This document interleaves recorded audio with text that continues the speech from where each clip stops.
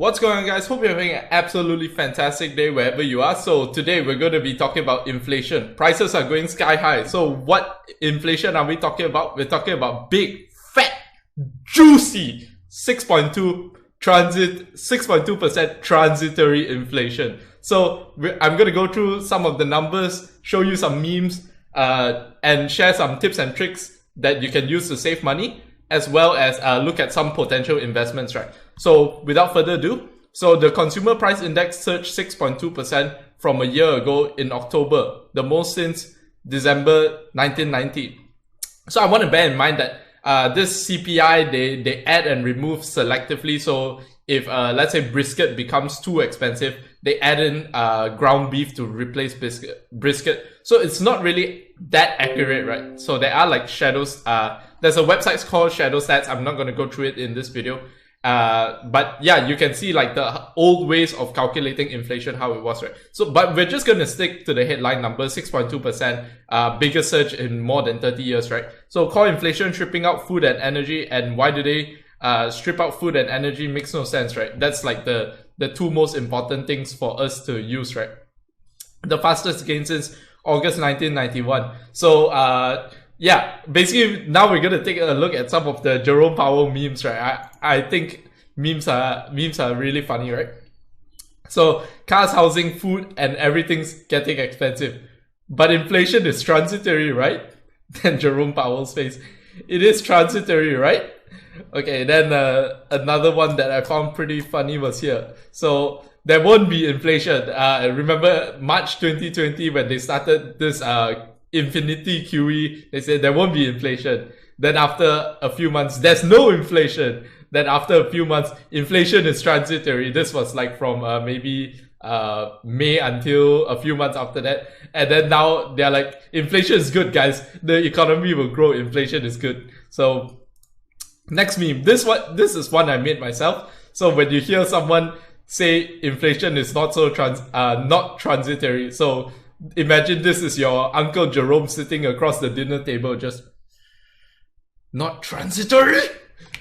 And okay, what's the next one? Okay, I'm probably gonna use this as thumbnail because this is like huge clickbait, and I found it awfully funny, right? That's why I made it. So inflation expectations, then it's like Jerome Powell checking the girl out 2%, and then I have a flat, but you can't really read it. Maybe if I zoom in, it's actually much smaller than the 6.2%. So if you want that 2% inflation, that sweet 2% inflation target, you gotta smash up the thumbs up button, right? And maybe share it with a friend, right? I think they also want some 2% inflation. All right, so yeah, those are the memes. So now we're gonna get into some tricks and tips where you can help you save money, right? Because to be honest, this is quite a serious situation, right? Even if you're getting like pay raises, if it's less than 6.2%, you're actually losing money, right? So in real purchasing power.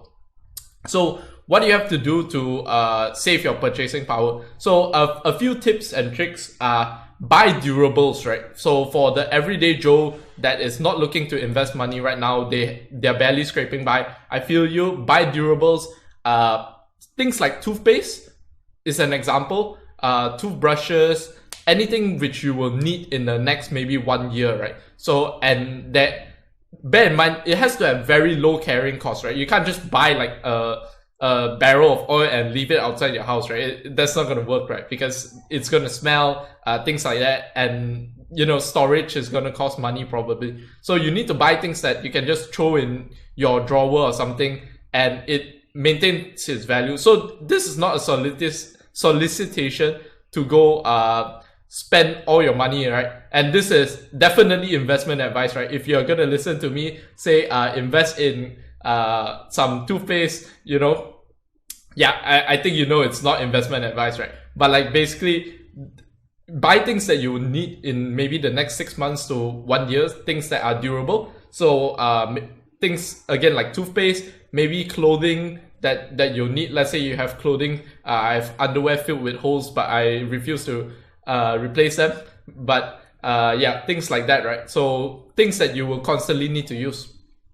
So you have to think what it is for yourself, right? Because everyone uses different things, but like the general things would be toothpaste, maybe canned food, maybe some durable foods and probably like some form of, I don't know, shaving products and all that, right? So, you know, consumer stuff. Maybe even Coke, like not that kind of Coke, but like Coca-Cola, and you want to drink it and you should buy it first, right?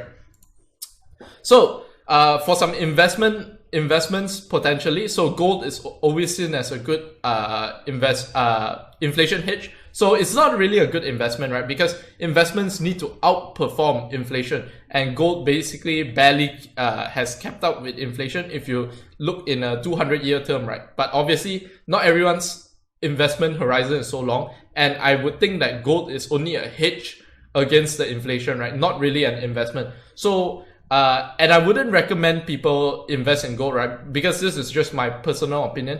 It's not really an investment because it just sits there. Same like Bitcoin, but Bitcoin, the thing is you can lend it out. That makes it different because it generates a yield, right? And another one is like, so we're primarily going to be talking about Bitcoin and gold. So first of all, I want to go through an Forbes article. Sorry, taking some time to load.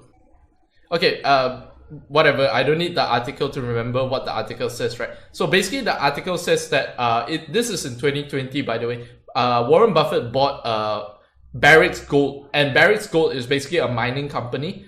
And yeah, this is what we want to potentially look at investments in, right? Because we want things that generate free cash flow, because I don't know why this is not loading, but we want things to generate free cash flow, and we want things to produce money for us, right? Not just sit there, because if you sit there, it's kind of speculation because there's no yield on it, right?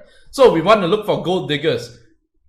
Not this kind of gold diggers. Okay, this kind of gold diggers.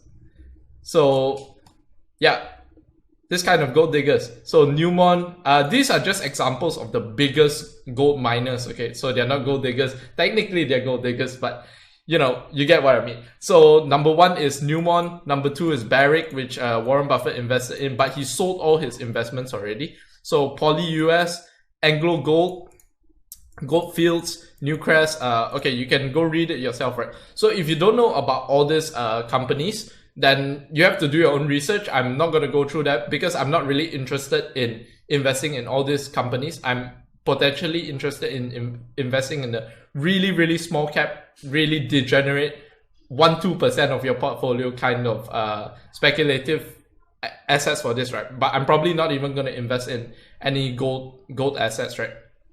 So if you don't want to do research, the best you can do is buy an ETF, right? So I don't know how gold ETFs perform, but basically ETFs just over time they perform well, right? And if the gold sector is doing well, I bet the ETF is going to do well. So the second alternative is you buy Bitcoin, but this is not something I would recommend at the moment because there's a saying, right?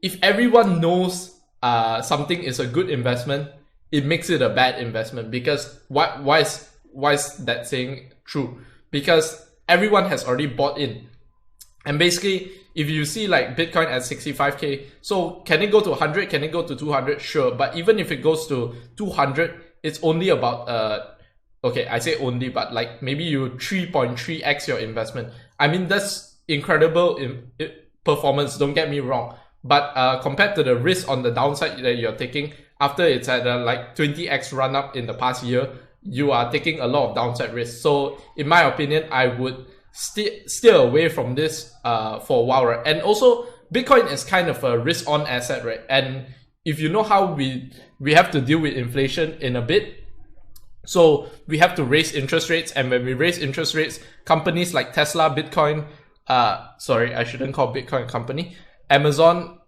Alphabet, Apple, and Microsoft, Nvidia, all these stocks that you see, all these tech stocks that you see, fast growing, they will take a hit, right? Because interest rates are higher, so people's discounted cash flow models change, and all these companies are basically debt free, right? So I'm not really going to talk about debt, but those companies with debt have to pay more to service, and also the overall economy will slow down because like now interest rates are at 0.25% in the US. So everyone's just buying a new house, buying a new car, buying everything up, right? So because interest rates are low, money is free flowing right now. So that's about all I wanted to share today. So thank you very much for watching to the very end of the video. If you did enjoy the video, smash up the thumbs up button just like this. Hit the subscribe button, hit the bell and press all. And with that being said, have a fantastic day ahead and peace out.